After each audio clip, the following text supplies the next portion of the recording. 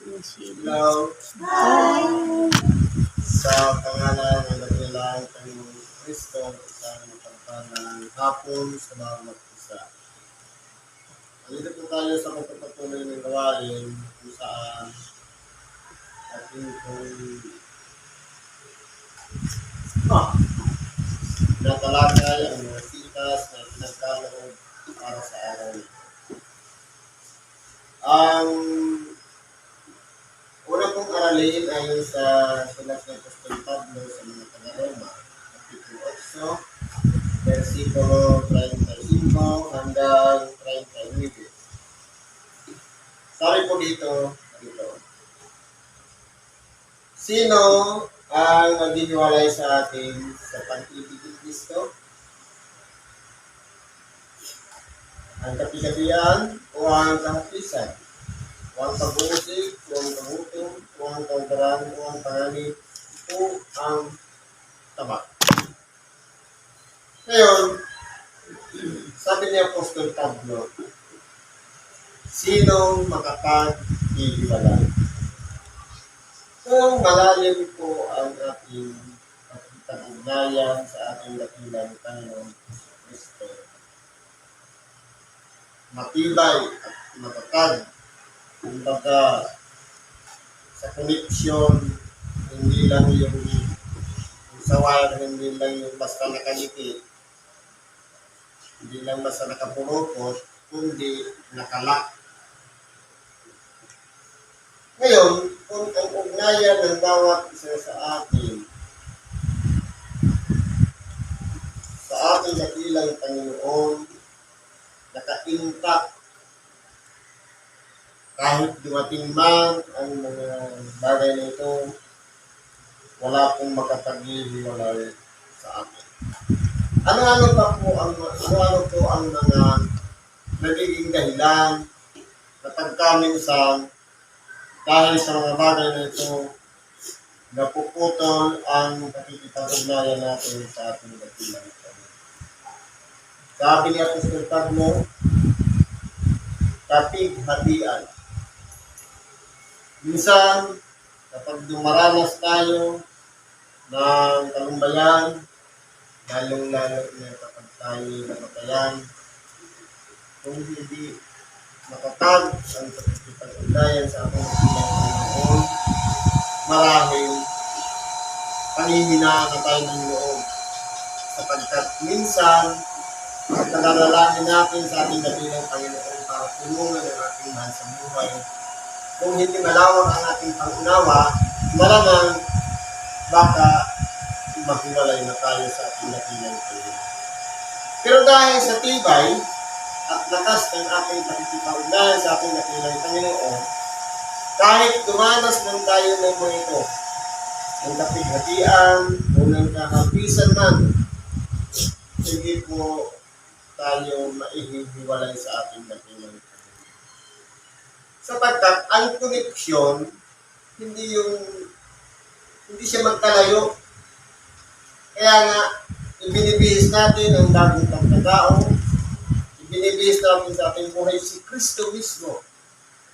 Kumbaga, wala nang wire para i-connect, kundi nararamdaman na natin sa ating pagkatao ang presensya ni Kristo. Kumbaga, dati, yung ilaw malayo doon sa source of power, ngayon, dala-dala mo na mismo ang power. Kumbaga, hindi na magiging dahilan na putol yung wire para ma-disconnect.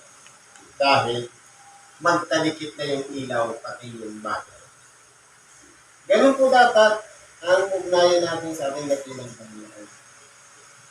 Kasi po, ang kapighatian, pati yan ang pinagdadaanan ng tao. Maging ang kahapisan man. Dahil kung malawak ang ating pangunawa, minsan maranas tayo na halimbawa may nababawa sa ating pamilya. Pero kung malawak ang ating pangunawa, madali po siyang tanggapin. Kaya, hindi po tayong maihiwalay sa ating dakilang Panginoon.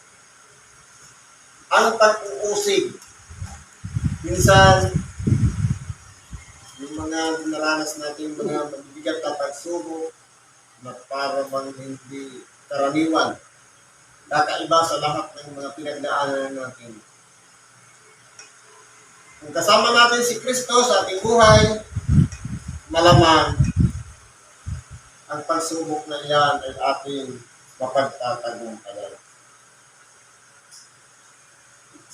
Ang kagutom, minsan sa kasalatan, walang makain, walang bigas na nilutuin, isasain, kung hindi pa matatagal natin pananalig sa ating dakilang Panginoon, pwede na tayong sumuko. Pero, kung titingnan mo po natin sa pangangailangan natin, palagi natin isinasama yan sa panalangin, lalong-lalo na yung pagkain. Ibigay mo sa amin ang aming kakanin sa araw-araw. Kasama sa araw-araw natin ginagawang panalangin, bakit pa tayo nadanas ng gutom? Marahil siguro, kapag lumating man yun, at tayo'y magutom, minsan nga, hindi naman pag tayo nang malapit, kung isang tao na nangangailangan ng maibsan ang kanyang gutom. Parang i-challenge muna tayo kung ano yung gagawin natin doon sa taong malapit sa atin. Samantalang, parehas din naman ang nangyayari sa atin. Kasi kung halimbawa, meron tayong kaunting biyaya, binahagi natin doon sa ibang kailangan, marahil kung 50% ng halaga, halimbawa meron tayong 2 takal na bigas, binigay mo yung 1 takal, kalahati ng biyaya na nagmatutuwa sa akin. Kasi ganun po magpala ang Diyos sa mga tao na mahabagin. Ano pa po? Kahubaran. Ang kahubaran, minsan, sa dinami-dami ng mga murang damit ngayon, hindi na magiging dahilan pa para maihiwalay tayo sa Diyos. Hindi, marahil, minsan nga, hindi na kahubaran ang nagiging dahilan, kundi sa katambatan ng damit. Dahil minsan, sa dami ng labahin, yun ang nag-disconnect sa atin sa Diyos para hindi tayo makapagsimba. O ang panganib o taba. Sa isang taong pinagkatiwalaan ng Diyos, malakas po ang loob. Kailangan natin manindigan, isang dumaranas tayo sa bingit ng kamatayan, sa mga mabibigat na problema at pagsubok na pinakaharap natin sa araw-araw, wala pong makapag-ihiwalay sa atin. Kung lagi po itapat sa Diyos, siya naman ay magiging tapat sa atin, pagtatagumpay natin ang pinagdaraanan natin. Sabi dito, gaya ng nasusulat, dahil sa iyo kami pinapatay sa buong araw. Kami nabilang na parang mga pupa sa pagkain. Ito po, kasi po kung titignan po natin ang sitwasyon ng kalagayan ng tao, para lang manaig ang inggit, umapatay ng mga tao at pinaiingitan na parang nagiging salamat, lalong-lalong na sa mga trabaho, sa ambisyon, sa pagmamataas, pagmamalaki. Kung may sagabang, parang madali na lang ang pumatay ng tao. Pero po, kung tayo po itapas sa Diyos, lahat ng yan ay pagdaraanan natin. Malalampasan lang natin yan. Sapagkat, tunay nga po, natapat tayo sa Diyos, at siya ay tapat din naman sa atin, at sabi nga, hindi po tayo pababayaan. Gawin natin. Hindi, kundi sa lahat ng mabagay na ito, tayo ay higit pa sa mapagtagumpay sa pamagitan niyong sa atin ay umibig. Kaya yan po ang ginawari ng tao. Kapag minsan, sa mga nangyayari sa ating buhay, akala natin hanggang doon na lang ang buhay natin. Hanggang doon na lang ang kasukatan ng tinitingnan natin sa ating sariling kakayahan. Pero po, kung dahil sa tulong ng Diyos, meron po mga bagay na imposibleng dumarating sa ating buhay na ito po'y ating napagtatagumpayan.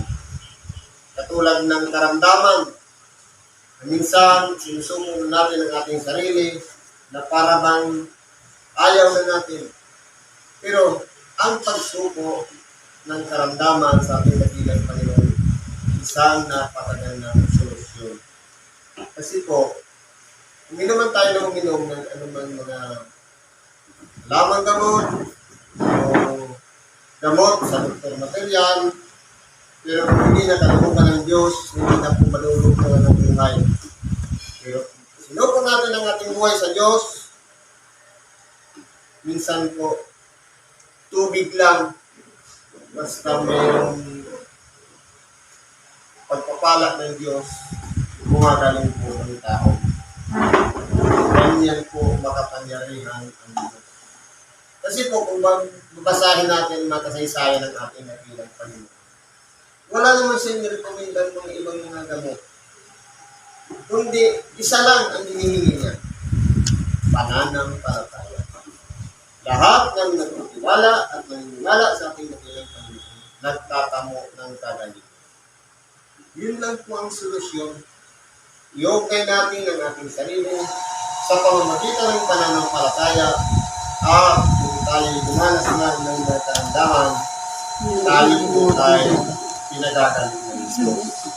Sapagkat ako'y naniwalang lubos na kahit ang kamatayan man, kahit ang buhay, kahit ang anghel, kahit ang Panginoon, kahit ang mga bagay sa kasalukuyan, kahit ang mga bagay na darating, kahit ang kapangyarihan, kahit ang kataasan, kahit ang kabaan, kahit ang ibang nilalang, ay hindi makapaghihiwalay sa atin sa pag-ibig ng Diyos. Na nasa kay Kristo, Panginoon, kay Kristo Isos, na Panginoon natin. Kaya po, sa bawat nananalig sa ating dakilang Panginoon. Kasi po, ang connection kasi sa natin sa ating dakilang Panginoon, kinakailangan po, alamin talaga natin kung nasaan yung pinakamagandang pamamaraan para ma-connect natin ang ating sarili sa Diyos. Maraming nagka-connect sa ating dakilang Panginoon na para pagang kilala lang siya. Inaasahan lang sa oras ng pangangailangan. Pero sa oras ng pagtatagumpay, nakakalimutan siya. Kaya kung titingnan po natin dito, kataasan man o kababaan, kasalukuyan man kahit ang darating, pamunuan man o mga anghel, kahit ito mang buhay o kamatayan, mapamaganda man ang ating karanasan sa ating buhay, kung pangit man, kapag maganda yung koneksyon natin sa ating dakilang Panginoon, wala pong makapaghihiwalay sa atin sa pag-ibig ng Diyos.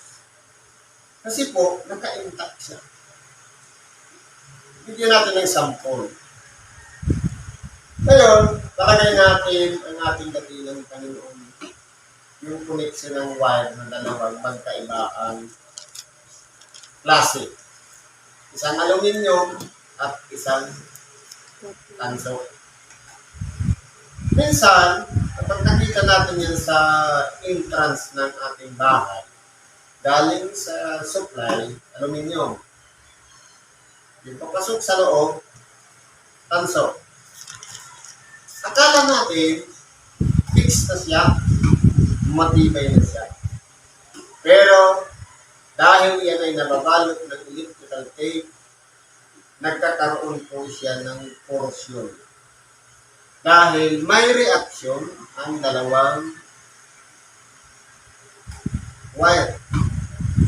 Sa pagitan ng tanso at aluminium, nagkakaroon siya ng parang asin.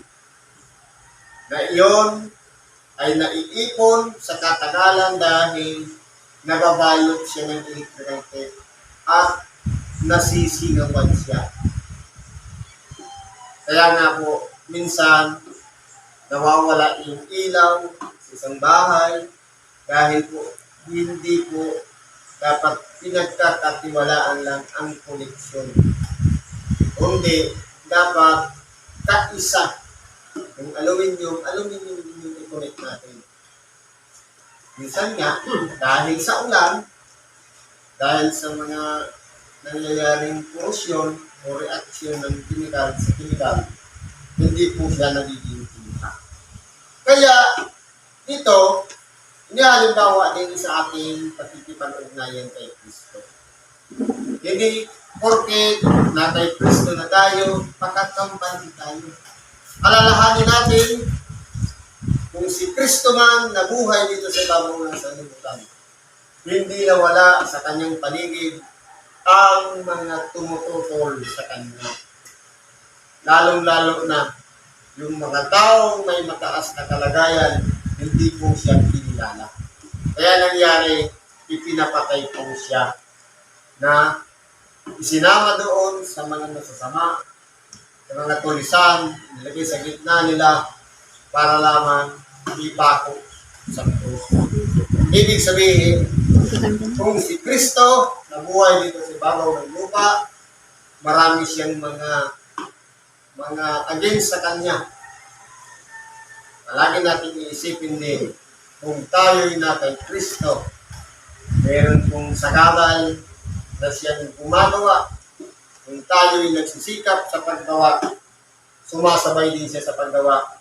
Nang sa ganon, yung connection na yan, magkaroon ng korosyon at maputol ang connection.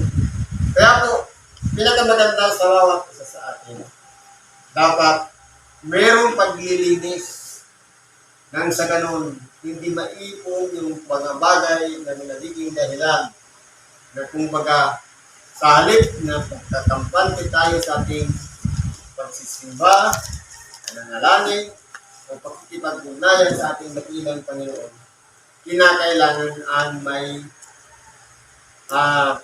sabi nga, araw-araw, linggo-linggo, o buwan-buwan na paglilinis. Na walang iba, ito po yung paghingi natin ng tawad sa ating mga kasalanan. Kaya po, hindi tingnan natin, sabi sa ibang parte ng malalakasin, mag-ingat ika na sa iyo sa kanyang pagkakatayo, baka tayo'y mabuwan. Kaya, kung tayo man, intact sa ating pananampalataya kay Kristo, palagi natin iisipin, ang labanan dito sa ibabaw ng sanlibutan, mabuti at masama. Nasa mabuti man tayo, palaging may masama, na palaging humaharang at tumututol, upang sa ganon, hindi maging maayos ang pag-ugnayan natin sa ating dakilang Panginoon. Kaya po, meron tayong tinatawag na espiritu. At meron din espiritu na gumagabay sa atin. Palagi natin i-double check, titingnan. Kasi ang kalaban ng Diyos, espiritu din. Baka doon na natin nakakunin. Kaya minsan, nagagawa natin na minsan nalilin lang tayo at nadadaya tayo. Sapagkat ang ginagawa pala natin, mayroon ng ibang sumalisig na kapangyarihan o puwersa upang gawin natin ang isang bagay na hindi sang-ayon sa kalooban ng Diyos. Kaya po, yung tema ngayon sa walang makapaghihiwalay. Yung laman ay nangyayari sa mga taong tapat. Mga taong maganda ang ipag-ugnayan sa ating dakilang Panginoon. Minsan yung iba tuwang-tuwa pa kapag napapahiwalay sa Diyos. Yan po ang kaisipan ng talaga ng Diyos. Na walang iba, maputol ang ating pakikipag-ugnayan sa Diyos. Siyempre, kung tayo naman, gusto natin buhay na walang hanggan. pag-iingatan natin yung connection na yun. Sapagkat ito po ang magdadala sa atin upang yung biyaya ng Diyos, yung pagpapala sa pangalan ni Kristo, dumaloy sa ating pagkatao. Marami pa tayong matulungan, mabahaginan ng salita ng Diyos. Kung tayo po, maganda ang pagkipag-ugnayan natin sa Kanya, hindi lang sa panahon na ito, marami pa tayong magagawa. Hindi pa tayo mangaral sa ibang lugar. Pagaling ng napakaraming mga taong may karamdaman sa oras na makita sa bawat isa sa atin ang tunay na katapatan at maayos na pakikipag-ugnayan kay Kristo. Kaya sisiguruhin natin na dapat palaging malinis, maayos ang pakikipag-ugnayan natin kay Kristo sa pamamagitan ng pag-ibig. Sapagkat sabi niya, gumawa man tayo ng kabutihan sa ating kapwa, walang kalakip na pag-ibig, magiging useless ang anumang bagay na kabutihan na ginawa natin sa ating kapwa. Kaya, palagi natin tayong galing sa ating buhay, ang pag-ibig, ang pagpapahalaga sa bawat isang tao, sino man, na nagpipangalain sa atin sa pangalan ni Kristo, upang sa ganon, itong biyaya na nasa atin, yung magamit natin sa Kanya na may katapatan sa ngayon sa kalukuban ng Diyos. Gusto ko kung halimbawa, pinagkatiwalaan tayo ng biyaya para tumulong sa kapwa. Sa halip na ibalik sa Diyos yung papuri, tinako na natin yung papuri, dito po tayo mapapahamak. Ito na po yung paraan para ma-disconnect ang ating pakikipag-ugnayan kay Kristo. Kaya palagi po natin isipin, kaya tayo ay mayroong ginagawang kabutihan sa ating kapwa dahil kay Kristo. Kaya tayo nangangaral ng Ebanghelyo dahil kay Kristo. Kaya tayo tumutulong upang magpagaling ng mga karamdaman, malimos, at mahabag para sa kanila dahil kay Kristo. Palagi natin ibabalik sa Kanya ang karagalan, kapurihan, upang sa ganon hindi po tayo magmalapit sa ating mga kabutihan ginagawa sa ating mga kapwa. Siguro po, nandito na lang pag-sinabi natin sa oras ito. Salamat sa Diyos at ano naman ating kahilingan, karangyang ilapit natin mo sa Diyos sa ngalan ni Kristo. At ipagkatiwala natin sa Kanya. Dalangin natin lahat ng ating mga kahilingan sa Diyos. Sa ngalan ni Kristo, salamat at mapagpalang ako sa bawat.